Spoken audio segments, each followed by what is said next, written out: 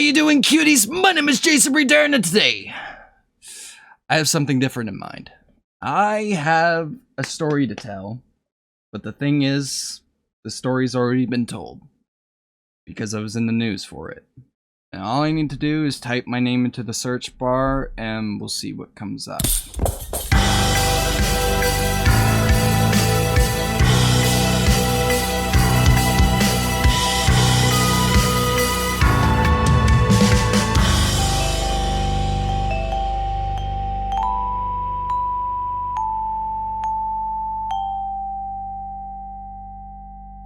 Okay, let's see what we have here. Facebook, images, tbc.ca, BC teen saves pet dog in terrifying cougar attack.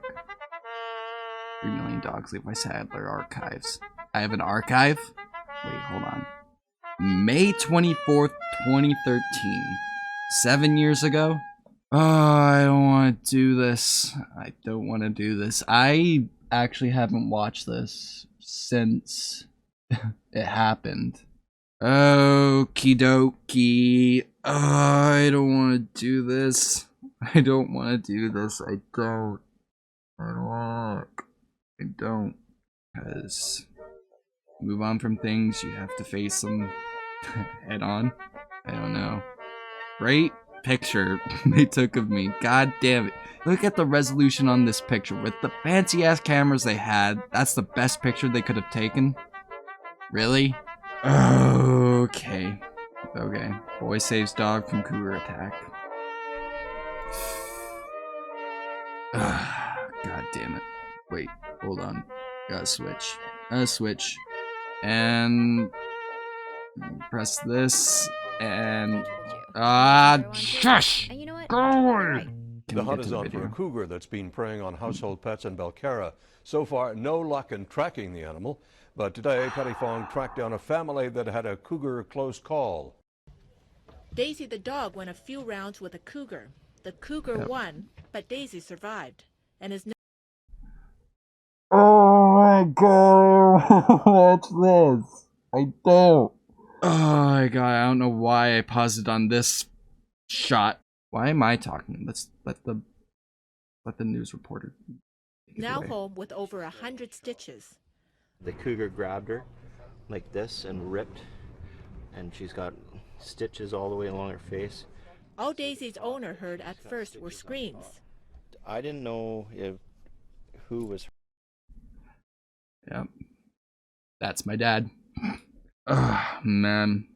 The thing is, when they say they heard screams, that wasn't from the dog, that wasn't from my dad, that was from me. I was the one who screamed. I couldn't believe it actually worked. I couldn't believe it actually scared the cougar. Because at that point, when I was looking at the cougar and my little dog Daisy, the cougar had its mouth covering her neck, the back of her head. That. Let's just continue. It's hurt. It was I could hear the gut-wrenching scream of the dog, and then I heard my son scream.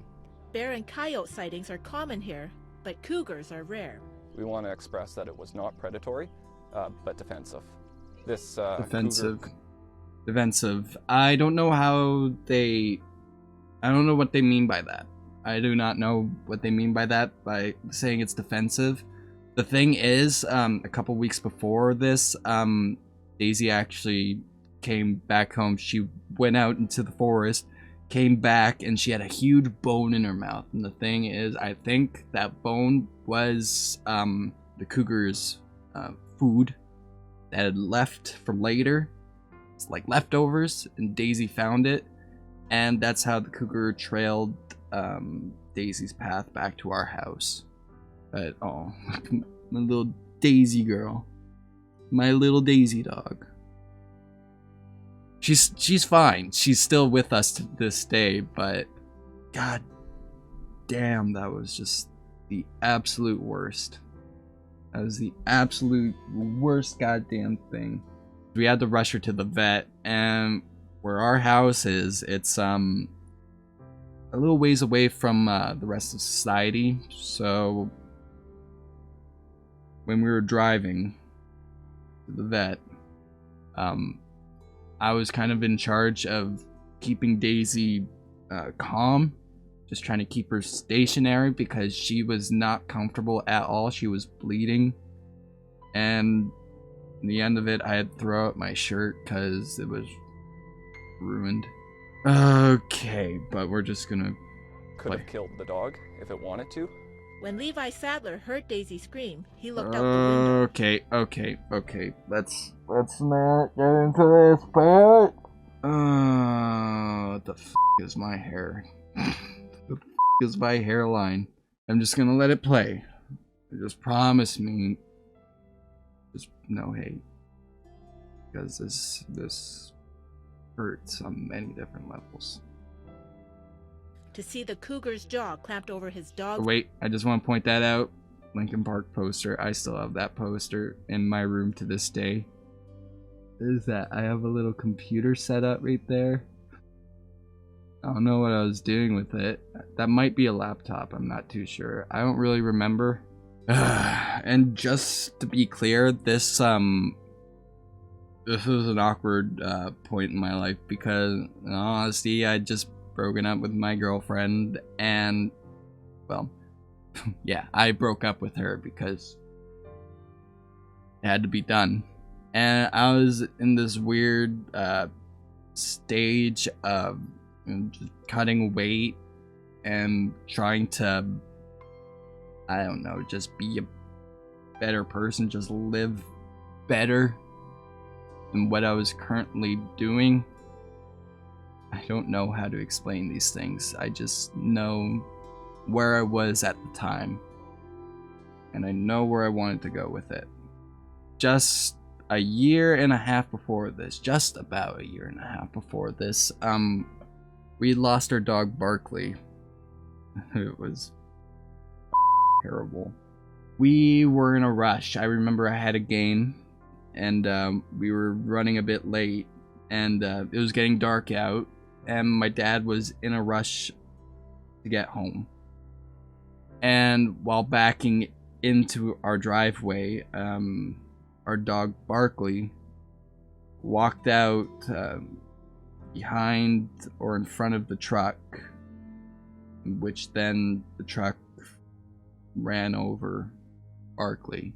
And me and my girlfriend were standing there with my gear, waiting for him to park, and we watched the entire goddamn thing happen.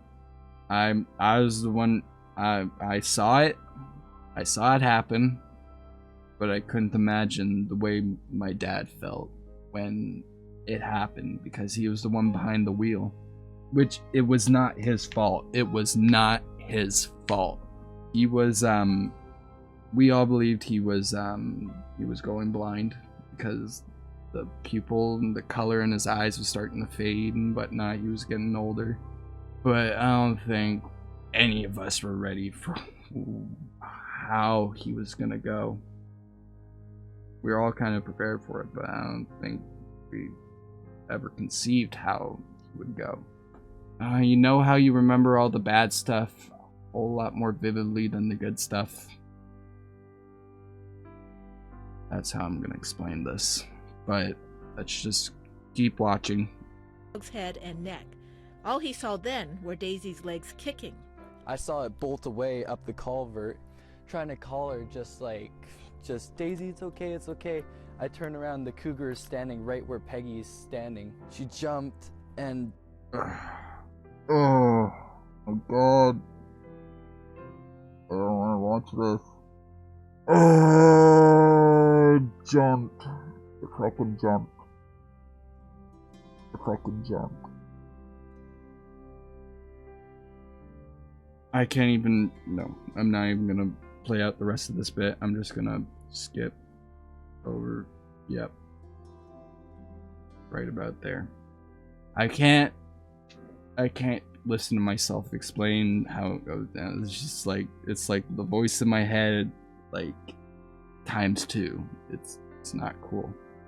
When I scared the cougar off, Daisy picked herself back up off the ground. I was trying to talk to her. I was just trying to comfort her, I guess. But yes, the cougar found its way up the culvert, and eventually along that path I'm standing on right now, started running towards me. Like, really running towards me. And what I did was I threw myself back in through the window that I'm standing in front of, and well, I threw myself back. I hit my head on the seat that was in front of my computer, and I shut the window with my foot. That thing was so goddamn massive. That cougar was so goddamn big. Even when I closed the window, I remember it towering. That cougar was so goddamn big. I pushed off of here and I threw myself back here and I cracked my head on my chair. I threw the window shut with my foot and the cougar was perfectly, it was just standing here and it was about this high and it was looking directly into my eyes. Levi's best friend survived. I don't even know what to say about that, yeah. That's exactly the way it was. Let's just watch the end of the clip. Today, conservation officers sent bloodhounds out on the hunt for the cougar, but they couldn't pick up the scent, which means the cat is still on the loose.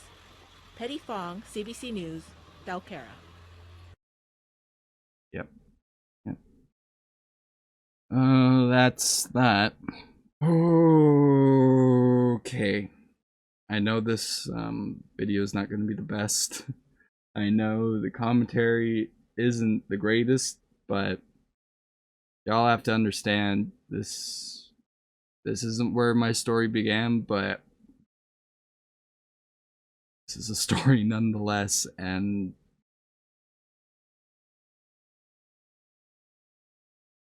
I just can't wrap my head around it. Okay, there are some quotes here that go into greater detail. Let me just, and there we go. Okay, hopefully y'all could see this a little bit better. Both Levi Sadler, 16, and the dog Daisy are recovering with various injuries after surviving the attack Tuesday night, Vancouver area village. I was oblivious to the cougar, Sadler said. I was looking at Daisy, just hoping she was okay.